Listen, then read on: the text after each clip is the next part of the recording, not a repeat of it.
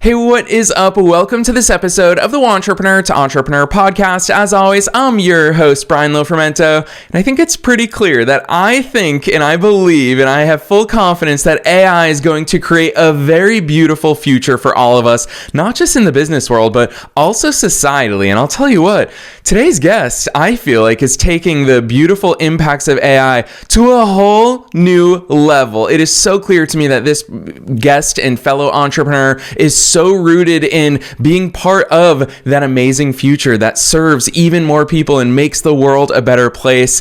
It's incredible the work that he and his team are up to. So let me introduce you to him. His name is Josh Hips. Josh is the founder and CEO of Neutron Tech, which is an offline first, we're going to talk about that, an offline first AI data and productivity platform built for missionaries and humanitarian workers in remote environments while still offering value in the corporate boardroom. He's a U.S. Air Force Academy graduate and former Air Force logistics officer. Josh has worked at Citibank, Apple, and most recently Amazon as a systems engineer with a background in product management. He sees where systems fail, designs what works, and builds what ships. He built Neutron Tech from the ground up in under a year while simultaneously writing a book about his personal transformation and his calling to serve the individuals that the modern church doesn't care about. And I'll tell you what, that verb of serve is going to pop up a lot today because this is an incredible entrepreneur doing impactful work.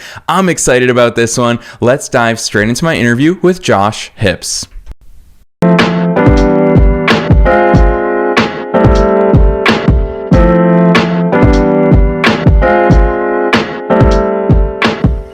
All right, Josh, I am so very excited that you're here with us today. First things first, welcome to the show.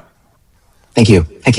Glad to be here. Yes. Honestly, Josh, I can't wait to geek out about all the cool things that you're up to and AI, offline, that angle, all of it. We're going to dive into it, but we've got to start with you personally first. Who's Josh? Yeah. How'd you start doing all these cool things? Yeah, so I grew up in the South. I'm a pastor's kid from the South, and kind of lived what a lot of people would not really consider to be a normal kind of pastor's kid life. I went up, basically leaving the church at 18, went to college for 2 years at a college in my hometown, then had a opportunity to go to the Air Force Academy, where I went and did, I got to serve as a Air Force officer after my 4 years there. That was a very foundational 4 years for me, just because it's really what made me who I am today, in the sense of just being able to, hold my grit and, basically just when things get tough, not give in. Because the Air Force Academy, just like West Point and the Naval Academy, are just, they're the grounds to like make or break you. And thankfully I was made, not broken. And then, I served in the Air Force for a couple of years before I was medically discharged. And then I served in the, the corporate world for a bit. But really where I got started on this is the fact that last year in May, I actually gave my life to Christ on a work trip when I was in London. And I had already kind of been diving into essentially being an underpaid software developer at Amazon. Because we had, we're very siloed over there.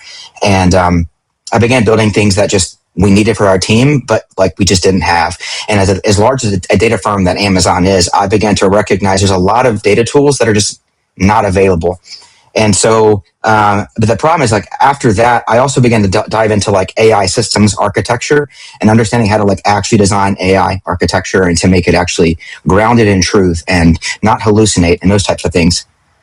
And then over the course of the summer, I basically said to myself one day, I have this powerful MacBook, but like there are literally no tools I can build or use. Rather, I said, let me build something, because there was no tools I can actually find that are available for local AI. And quite frankly, I'm tired of paying for AI. That's kind of where it was born out of. And then over the course of a couple of months, God began to lay on my heart something that I could not let go of, which was like, I knew I wanted to do something different with my life. But where it's landed me is building something to actually serve the people in the most remote environments, because I recognize that there's like 3.8 or so billion people that have not heard of the name of Jesus in our world today, which is kind of crazy to be in 2026 and saying that. And we have 440,000 missionaries globally that are also like serving in some of the hardest places, and yet they are using tools and having to do things on a daily basis that you and I take for granted. Like the things that we get to use in the cloud, the tools we have available to us that allow us to have serious productivity, like we take those things for granted. And then we're spending billions of dollars on, AI in the military and weapon systems. And yet like these individuals are literally, in the field working on 2005 tech, or even worse, you have like disaster response teams going to like Jamaica last October, or you have Doctors Without Borders and like UNESCO. And we all like to think that these folks are funded well, but actually when you look at the numbers, they're really not. And so it's like, there are real opportunities to not just like reach people with the name of Jesus and serve people, but it's also a matter of just like putting tech in the hands of people that can actually do real work, like save lives with like Doctors Without Borders. That's kind of where I've essentially landed on with where I'm going with the tech. But it's just as good for the remote environment as it also is for the corporate boardroom, as you said earlier. So yeah, that's basically me in a nutshell on how I got here. Yeah, I really appreciate that overview, Josh, for so many reasons. And I will just call this out for myself personally while we're on the air together, is that my mom grew up in the mountains of Albania without electricity and without running water. And so my grandmother lived until the age of 102 in New York City, up in your neck of the woods. And she made sure our entire lives that we did not take anything for granted, because you called it out. The luxuries that we have here, you and I are both in the United States, obviously, this is not the way that it is in the vast majority of the world. We are the minority with what we get to enjoy. And even as sometimes I find myself even in entrepreneurial discussions talking about how accessible AI is. What a luxury. I mean, ChatGPT, Gemini, Claude, $20 a month, and we can all have these powerful things at our fingertips. But that is very US centric, and that is very luxury centric. What will perk a lot of people's ears up is when you talk about, I love that you called it out, Josh, because I think more and more of us are getting there, where you don't want to pay for AI anymore, is that you want to have offline AI. We all have these powerful pieces of hardware in front of us, but we need to pay so much money to access the software, to access cloud services, the internet. Talk to us about that angle, because I feel like it's really unique in what it is that you've built and what it is that you're working towards. Yeah, so we're actually kind of rebranding a little bit of how we're going to talk about some of the language. But one of those things is rather than calling it offline first, it's more sovereign. It's like we're going to use the word sovereign here, because I think offline first has an angle, a kind of a tone to it that just makes you think like not available to the cloud, because that's not what we're building. We're building something that has offline first. It is sovereign by design, and therefore it's private by default, but it still has cloud capabilities if and when you want to choose it. That way, like I like to say this, is that way it's so you can basically take the work with you wherever you go, even if the internet stops. And part of it is because I began to notice something, like working for Amazon last year. I remember waking up on that Monday morning, and our team in Europe had basically sent us an email and said, "Hey, everything's down." So I work in the grocery side and on the grocery tech side, and they were just like, "Yeah, by the way, like if you get information from like the individuals that are working with our partners, just like let them know like tech will be up and running at some point." But like we all essentially felt the AWS outage last year, and not just that, but in 2024 alone, there were more than $440 billion that were lost specifically to outages alone. And that's a serious problem, because only a couple of weeks later, we also saw Microsoft Azure went down. And so that kind of just further ingrained the idea of what I'm building. But having worked for Apple, I am quite a bit of a nerd, and I love talking about this stuff specifically. But Apple has bedded themselves on the kind of the next generation of what will be AI, which is local. They really didn't spend a ton of money like, OpenAI and Anthropic and, even XAI, Gemini. They didn't spend as much money on like cloud infrastructure. And that was kind of by design, because when they introduced the Apple Silicon chip, which bridges like the typical CPU and GPU to get together, the way I like to talk about it is a normal kind of old computer has, almost like a bookshelf, where you have like memory that has to be stored in different shelves of the book. And then you basically have an arm that kind of goes and like pulls things and allocates resources properly. But when Apple released the M1 chip, they brought everything onto the one, basically called SoC, but like everything is in one. So that way the CPU and the GPU, everything all shares the same memory, which means everything is much faster. Also the bandwidth, which is basically how many lanes across the highway do you have for, data to flow. It just all became faster. And then as they've also been essentially optimizing the system across the board, the ecosystem has really truly begun to merge itself, especially with iOS 26. And I'll get there in a second. But but like they began to do a lot of things that were optimizing for the future of the ecosystem, where they're basically bridging and creating like what I call like a unified code base. And that's important because Windows is actually now doing the same thing. Windows has in a lot of ways sacrificed a lot of backwards compatibility for optimization and future kind of building. But even Windows is now, Microsoft is like moving towards a system with Windows to where they're even building dedicated chips. They call them MPUs, where they can actually run like actual true AI on device, as well as like some of the most recent NVIDIA chips that have come out. They have like, 4 or 5 times faster than the previous generation. And so everything's moving in that direction. But what really sparked my interest was Apple, because having worked for Apple, also just recognizing that, in a lot of ways, Apple oversold and then under delivered on Apple intelligence. And, that's not a dig on Apple. It's just the fact that I think the company as a whole, and they've kind of talked about this across the, a couple of things I've seen the last year or so, where they literally just said, hey, we own up to the problem. We bought Siri and then we just made Siri a patch job along the way. Siri was never really built from the ground up to be intelligent. So they failed a little bit on that front. And I think the problem was that when people saw Apple failed, they just looked and said, okay, well, Apple's not good for AI. But the problem with that is, if you look deeper, like I did, at WWDC 2025 last year, they tucked a like AI discussion in there a little bit. But they also talked about a lot of the improvements that were coming along with the software upgrade to the 26 ecosystem.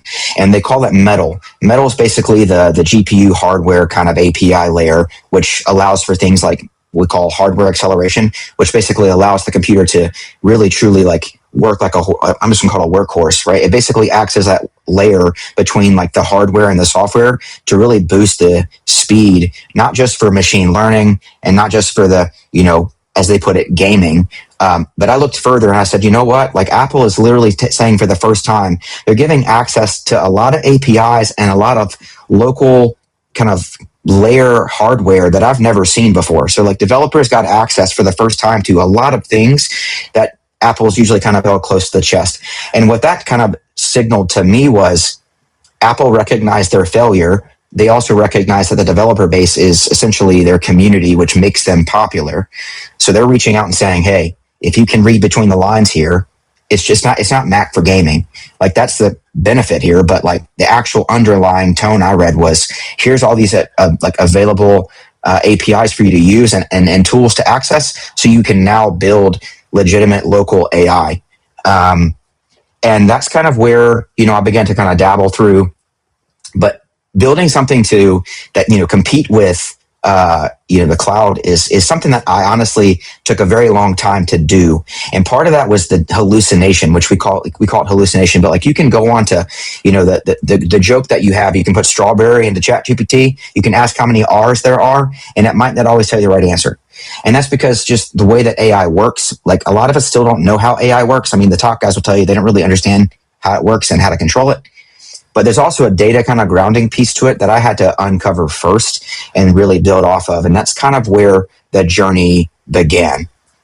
Josh, I appreciate hearing you say that because I think it's easy to throw shade at Apple Intelligence, and I've certainly been guilty of doing that before, but you really bring the technical appreciation of why the mission of Apple Intelligence is a worthwhile one. And I'm the first. I always tell people, heck, if you can even get an M1 Mac, which that's generations old now, an M1 Mac blows out of the water laptops that you and I were buying for thousands of dollars historically. And now you can buy M1 MacBook Airs for a few $100.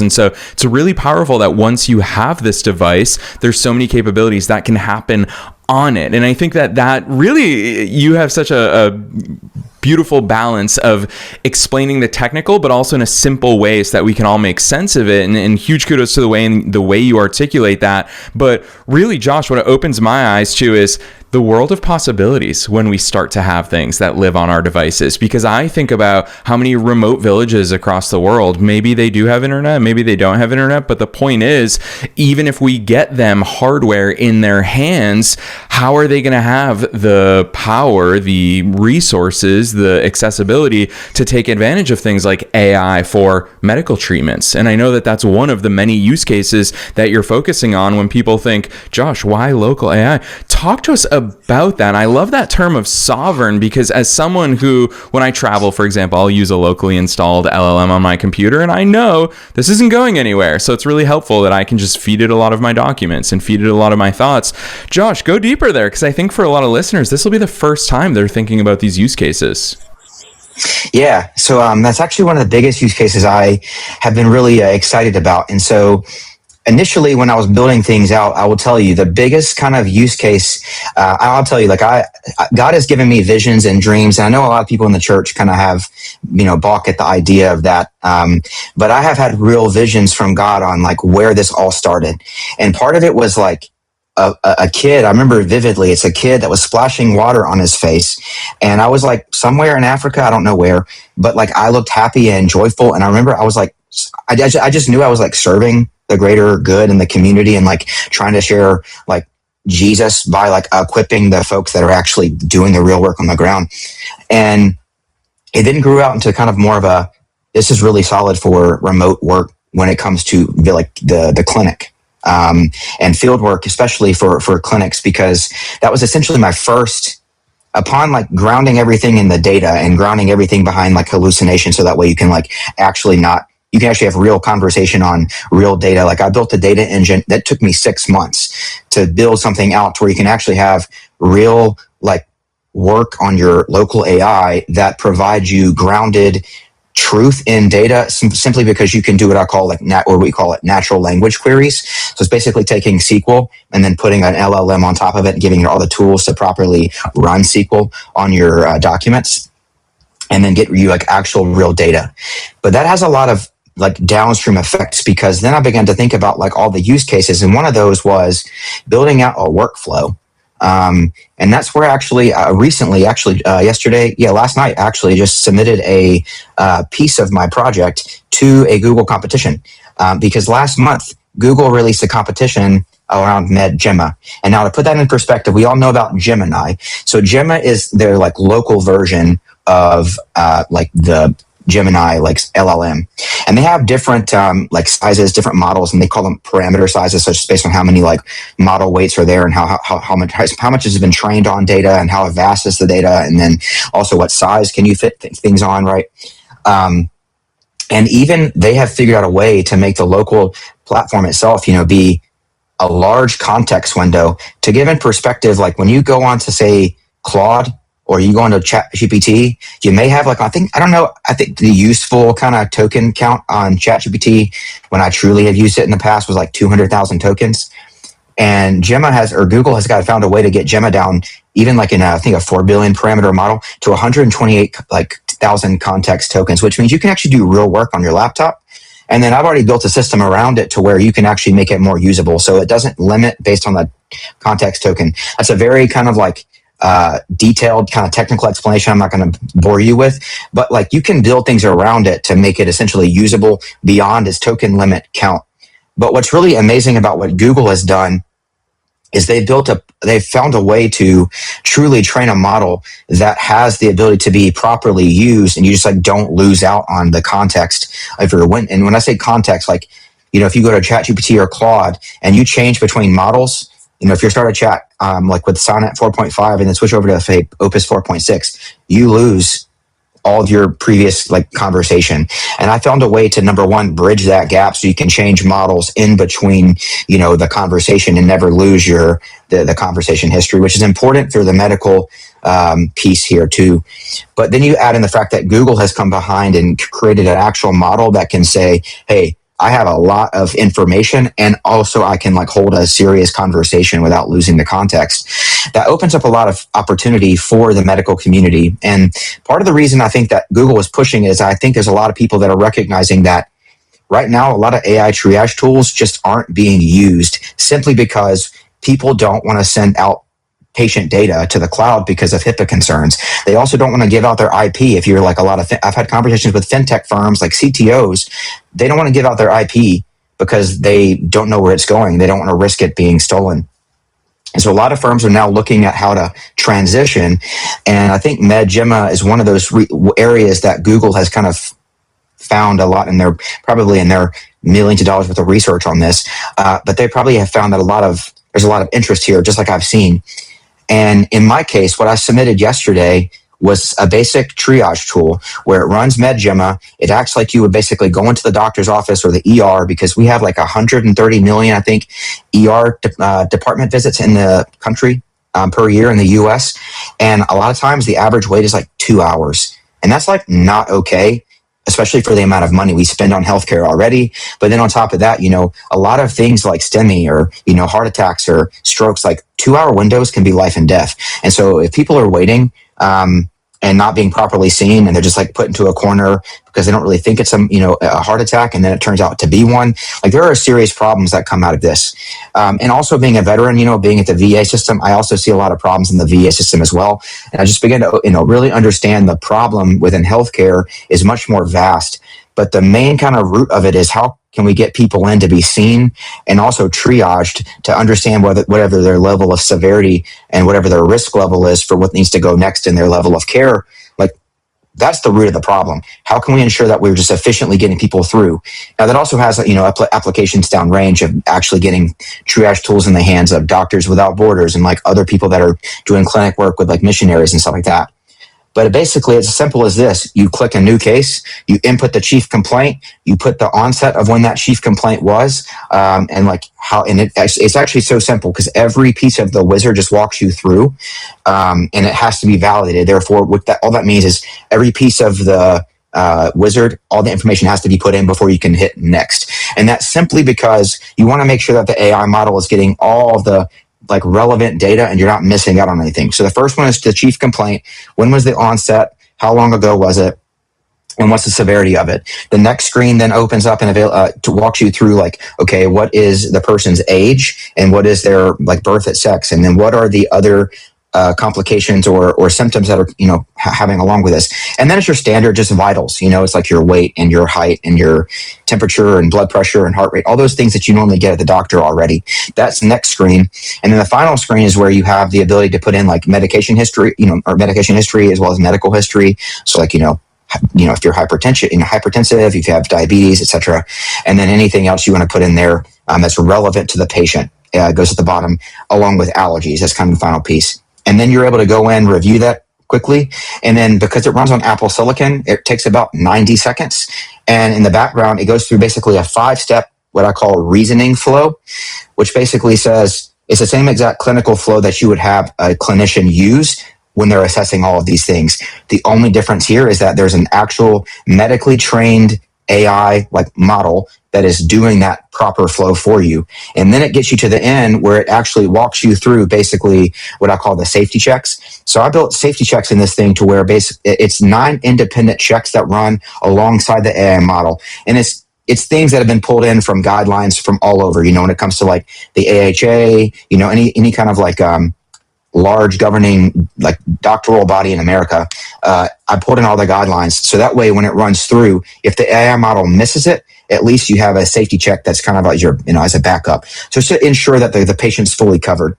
But when it actually gives you the case, it'll give you everything that you typed in about the patient in their like intake wizard.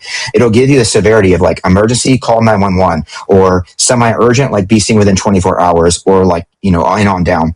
And then it also gives you the ability to like, what I call is the probability differential diagnosis. So it gives you an actual list. Like if you have the model that I used, or the case I used for the model for the demo yesterday was a man who was probably having a heart attack, and the actual like system itself showed that like it was an 80% chance of having a myocardial infarction, and then it was like a aortic dissection at 50%, and then one more thing at like 20%.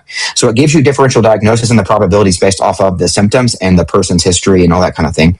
And then it runs you through the safety checks to ensure like, hey, this is a red flag. They have a high heart rate, or they have a high blood pressure of like 160 over 95. It'll kind of give you those things. And then because of the penicillin like allergy, or say something else, it'll also tell you like, are they taking any medications right now that may have a contradiction that could cause this too? So it's a kind of a well-rounded way to make sure that it's a lot of safety checks built in so that you can make sure that the person is getting a full diagnosis, while at the same time giving you the ability to not only just like go through and read and make sure that, it's actually based off of your own triage assessment, like, does this match?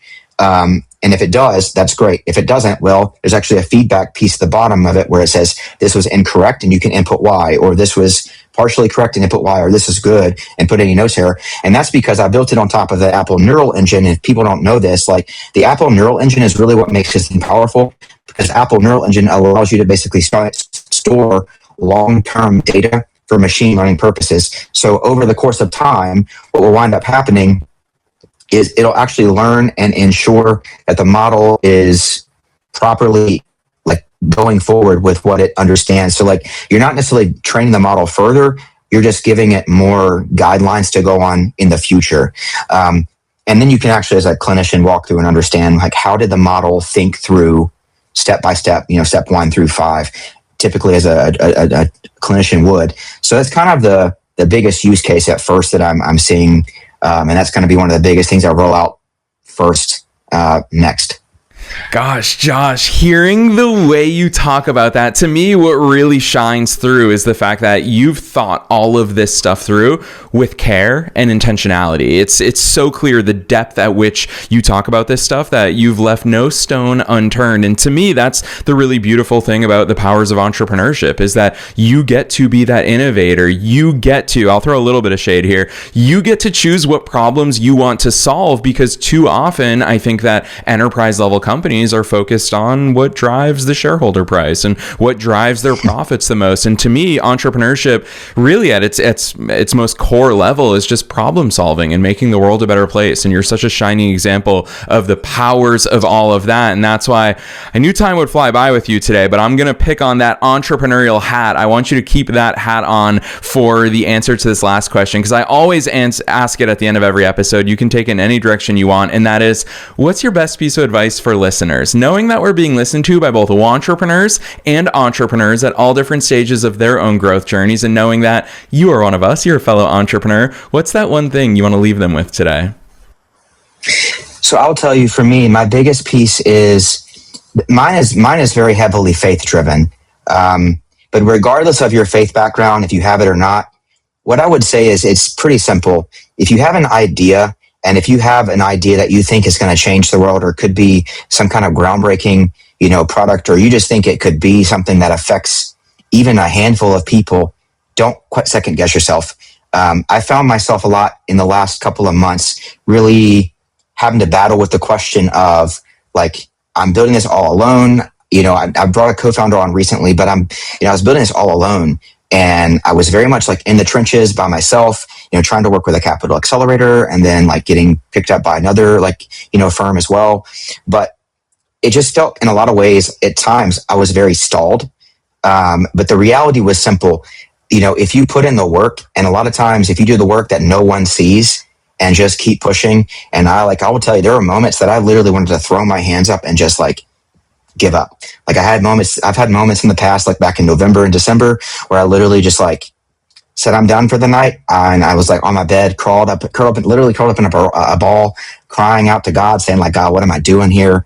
But then the reality was like everybody entrepreneurial goes through that kind of phase with or without faith.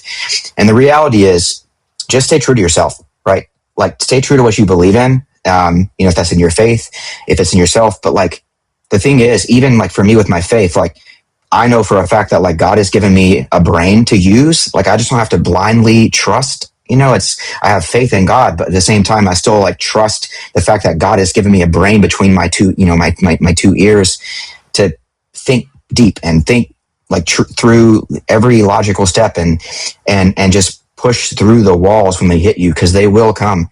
But just like believe in what you're doing, and believe in who it's going to serve at a more broad level. And I think that'll probably, in a lot of ways, overcomes any kind of failure or risk of failure or fear of failure you have, because literally fear is just a lie anyway. So that's my biggest piece of advice, I would say, as someone that's gone through a lot of hardships over the last few months.